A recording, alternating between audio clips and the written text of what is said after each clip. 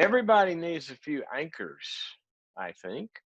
Kind of like a GPS, sort of like a diagnostic tree, sort of like a pilot's checklist, sort of like some way a compass, something to look at and go, how am I doing? Where am I?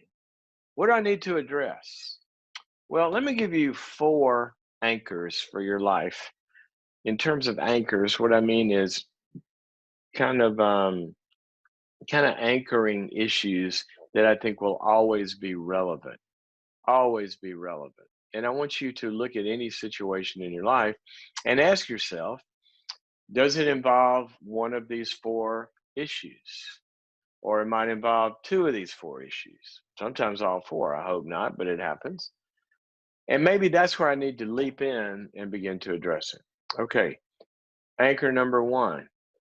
Is this struggle primarily because I am not connected enough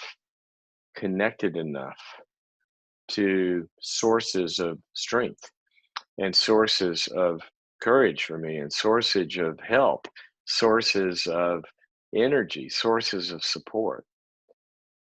When you build a human, the first thing you do, all you ladies who had babies out there, remember when your babies were born? I know, we put cameras up in the delivery room, and we filmed it all. And here's what happened: when all you ladies gave birth, your babies came out and they turned around, they looked at you, and they went, "Oh, mom, was that hard on you? I'm sorry. Let me help out here. I'll clean up around here. You go, go take some time off." No, that's not what they did. They didn't do that, right? What'd they do? They came out and they turned around, looked at you, and they went, "Wee, wee, wee, wee." It was the cry, the scream, the hunger for connectedness. And then you picked them up and you held them. And slowly, as they internalize that connection, then all of life changes. And they go from screaming, horrible reality, hating their lives, to total milk coma. Ah, and their eyes roll back in there. They're in heaven, right? And then after you do that 500,000 times, then they start to internalize that connection and they have something we call secure attachment. First anchor in your life, you may be going through a season where you don't feel very connected to anybody that's giving you strength or giving you help. That's the first thing. Ask that question. Lots of psychological problems come from being disconnected. Doesn't mean we don't have people around us, but it means we're not being fueled by God and by others. Okay, and you need both. Anchor number two, you are a control freak. Did you know that? I promise you, you're a control freak. And here's why you're a control freak. God made you that way. Yeah, we can hook a brain scan up to you, and even a toddler, take a toddler, and let's play a little game where you take the hammer and hammer the little pegs in the thing, and toddler's watching me do it, and I'm hitting them, and you hook a brain scan up, and you see a little activity in their brain, and then I say, okay, you do it, and I hand them the hammer, and they get to do it themselves. Their brain goes crazy because now they got control of something. Incredible human anchor is something called self-control. It's one of the things that the New Testament talks about. Is the whole reason for the gospel. Galatians 5 says it is for freedom that Christ has died, to put you back in control, not be a slave to somebody else's control, but to be free and have self-control of your life. Self-control, not be manipulated, not be violated, not be intruded upon, to be able to set a limit and say, no, this is my life, this is my head, these are my thoughts, this is my body, this is my property, this is my money, this is my time, this is my energy, this is my resources. I will choose to whom and how I will share those, invite people in to share them with me, give them, sacrifice them, but I got to be in control of my own life. Okay. And everything we do in building a human, from child rearing, after they learn to connect, they become toddlers. And what do? We teach them self control. That's where a lot of parenting goes wrong. You read a lot of parenting books say, well, you have to get control of your kids. Last thing you want is control of your kids. You want your kids in control of themselves. So when you say, hey, Joey, sit down and be quiet for a little bit. We're gonna eat dinner, where they do it because they're in control of themselves. But if they don't have any control, then you got to control them. Well, you don't be doing that for the rest of their life. So self-control. Look at this anchor. Do you feel like somebody's got control of you, manipulation or guilt messages or intrusion or bailing you out? That causes a lot of psychiatric symptoms go with that. Depression, anxiety, panic disorder, a bunch of stuff. Always has these boundary. It's a boundary. It's a boundary issue. Number two. Number three, let's call this category the pain and shame. In other words, it's the bad stuff. Okay. We all have bad stuff. We all have bad stuff.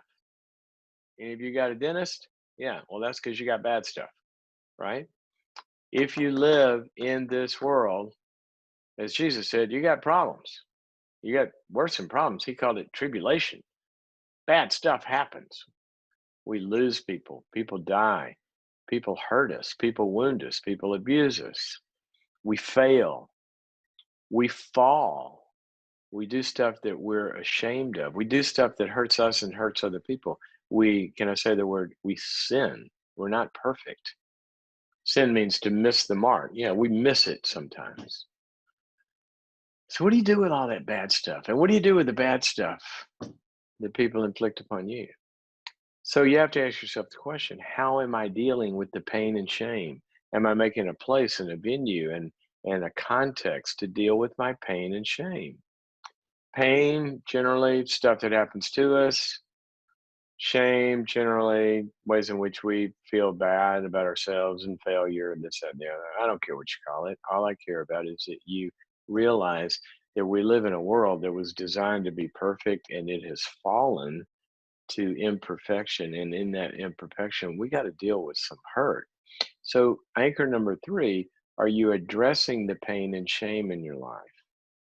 Or addressing the pain and shame that somebody else might be causing you as well? That's number three.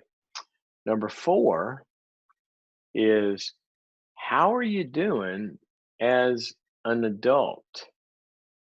How are you doing as an adult? What's an adult? It's basically a person that, as I think about it, we wrote a couple of parenting books. Raising Great Kids is one of them. Boundaries with Kids is another one. And Raising Great Kids, if you look in there, it says basically the role of parenting is three words. You are a source. When you're a parent, you're a source to the child. You are their resource, right? Where does the food come from? Where does the shelter come from? Where does all the opportunities to go learn things and do things come from? It comes from you. You're the source and you feed them. Okay. Second thing after a source is you are a guardian and you guard them from basically two things that will destroy them. Number one, you guard them from thinking they're more mature than they are. So you guard them from their omnipotence. They think they know how to run the stove or drive the car at 4 years old, or touch the stove at 2. No, you're not ready for that. Okay, there are things they aren't ready for, and the guardian makes sure they don't get hurt because they can't guard themselves. But you also guard them from moving away from the things that they are ready for. Okay, they'll try to regress and go back to banky. They want their comfort. They don't want to work that hard. They don't want to face that anxiety. Don't want to face that separation anxiety. And they'll want to regress. And you have to guard them from immaturity and push them towards maturity. And then the third thing after sourcing and guarding is managing. And you manage the process of them getting a job done. Okay, that's a child, and that's the parent's role in a child's life. So, what's the fourth anchor?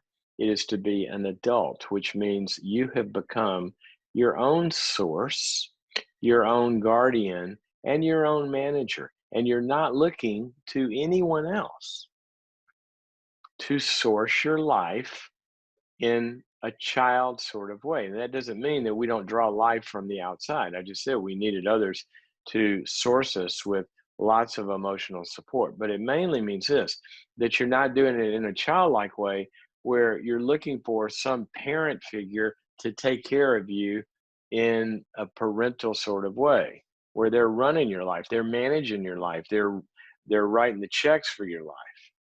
Doesn't mean we don't all go through hard times and need help. I'm not talking about that. I am talking about a chronic way of being over 18.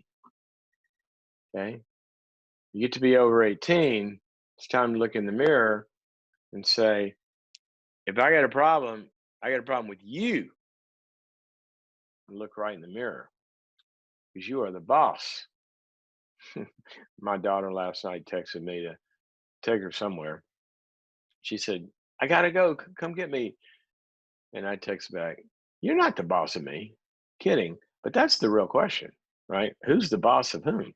Well, when you're an adult, you're the boss of you.